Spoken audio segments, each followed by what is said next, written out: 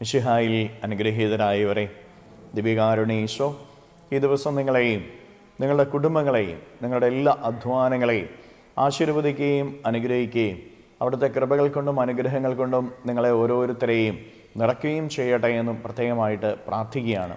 കർത്താവിൻ്റെ കൃപ നിങ്ങളുടെ കൂടെ ഉണ്ടായിരിക്കട്ടെ.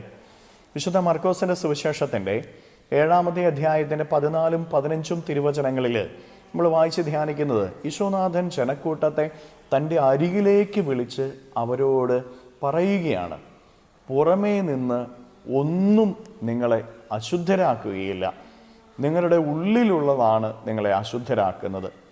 പ്രിയപ്പെട്ടവരെ, അരികിലേക്ക് വിളിക്കുക എന്ന് പറഞ്ഞാൽ അത്ര സ്നേഹമാണ്. ആ ജനക്കൂട്ടത്തോട് അത്ര സ്നേഹമാണ് ഈശോയ്ക്ക്. നിന്നോട് അത്രമാത്രം സ്നേഹം ഈശോയ്ക്കുണ്ട്. നിന്നോട് വലിയ കരുതൽ ഈശോയ്ക്കുണ്ട്. അതുകൊണ്ട് നിന്നെ അരികിലേക്ക് വിളിച്ചിട്ട് ഈ പ്രഭാതത്തിൽ ഈശോ നിന്നോട് പറയുകയാണ്, പുറമേ നിന്ന് ഒന്നിനും നിന്നെ അശുദ്ധനാക്കാൻ പറ്റത്തില്ല, നിൻ്റെ ഉള്ളിൽ എന്താണോ ഉള്ളത് അതാണ് നിന്നെ അശുദ്ധനാക്കുന്നത്. പ്രിയപ്പെട്ടവരെ, മറ്റുള്ളവർ നിനക്കെതിരെ പല കാര്യങ്ങളും പുറമേ നിന്ന് പറയും. ആ പുറമേ നിന്ന് പറയുന്ന കാര്യങ്ങൾ നിന്നെ ഒരിക്കലും അശുദ്ധയോ ആക്കുന്നില്ല. നീ പുറമേ നിന്ന് മറ്റുള്ളവർ പറയുന്ന കാര്യങ്ങൾ കേട്ടിട്ട് അത് നിൻ്റെ ഉള്ളിലേക്ക് നീ സ്വീകരിച്ച് അതിൽ നിന്ന് ഉള്ളിൽ പകയുണ്ടായാൽ അതാണ് നിന്നെ അശുദ്ധനാക്കുന്നത്, അശുദ്ധയാക്കുന്നത്. അന്ധകാര നിബിഡമായ പാപസാഹചര്യങ്ങളാൽ നിറഞ്ഞ ഈ ലോകത്തിൽ നമ്മൾ ഓരോരുത്തരും ജീവിക്കുമ്പോൾ നമ്മളൊക്കെ ചെയ്യുന്ന പാപത്തിൻ്റെ അവസ്ഥകളിൽ നമ്മൾ പറയാറുണ്ട്, ഈ ലോകം, മറ്റുള്ളവർ, സമൂഹം എന്നെ തെറ്റുകാരനാക്കി പാപത്തിലേക്ക് നയിച്ചുവെന്ന്. പ്രിയപ്പെട്ടവരെ, പുറമേ നിന്ന് ഒന്നിനും നിന്നെ അശുദ്ധനാക്കാനോ അശുദ്ധയാക്കാനോ സാധിക്കുകയില്ല.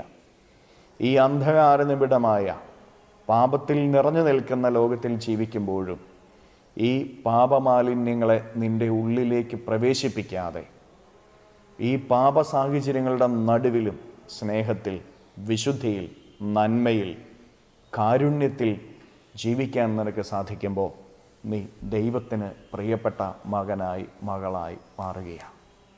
അതിനുവേണ്ടി നമുക്ക് പരിശ്രമിക്കാം. കർത്താവ് ഈ പ്രഭാതത്തിൽ സ്നേഹത്തോടെ നിന്നെ അരികിൽ വിളിച്ചു പറയുകയാണ്, മകനെ, മകളെ, ലോകത്തിൽ നിന്ന് പലതും നീ കേൾക്കും, ലോകത്തിൽ പലതും നീ കാണും. ഇതൊന്നും നിൻ്റെ ഉള്ളിനെ അശുദ്ധമാക്കാനായിട്ട്, നിൻ്റെ ജീവിതത്തെ അശുദ്ധമാക്കാനായിട്ടും ഇടയാക്കരുത്. പുറമേ നിന്നുള്ളതിനെ പുറമേക്ക് തന്നെ കളഞ്ഞുകൊള്ളുക. ഉള്ളിൽ വിശുദ്ധി കൊണ്ട് നിറയ്ക്കാം. കരങ്ങളെ യാചനയോടെ പിടിക്കാം. ഈ ദിവസത്തിൻ്റെ എല്ലാ കാര്യങ്ങളെയും, നിങ്ങളുടെ അധ്വാനങ്ങൾ, പ്രയത്നങ്ങൾ, പഠനങ്ങൾ, പരീക്ഷകൾ എല്ലാം ഈശോയ്ക്ക് കൊടുത്ത് സ്തുതിച്ച് പ്രാർത്ഥിക്കാം. ഹല്ലേലൂയ. ഈശോയെ നന്ദി. Hallelujah, hallelujah, hallelujah, hallelujah, hallelujah, hallelujah. കർത്താവ് ഈശോയെ, മക്കളെ ഓരോരുത്തരെയും സമർപ്പിക്കുന്നവരെ അനുഗ്രഹിക്കണമേ, ആശീർവദിക്കണമേ. ഇവരുടെ ജീവിതങ്ങളിലേക്കും ഇവരുടെ അധ്വാനങ്ങളിലേക്കും അങ്ങ് ഇറങ്ങിച്ചെന്ന് ഇവരെ ഓരോരുത്തരെയും സംരക്ഷിക്കുകയും പരിപാലിക്കുകയും ചെയ്യണമേ. ഇവരുടെ ജീവിതത്തിലെ ഇന്നത്തെ എല്ലാ കാര്യങ്ങളിലും അങ്ങ് ഇവരുടെ കൂടെ ഉണ്ടായിരിക്കണമേ. ഇവരുടെ അധ്വാനങ്ങളിൽ ഇവരെ സഹായിക്കണമേ. പരീക്ഷകളിൽ ആത്മാവിനാൽ ഇവരെ അഭിഷേകം ചെയ്യണമേ.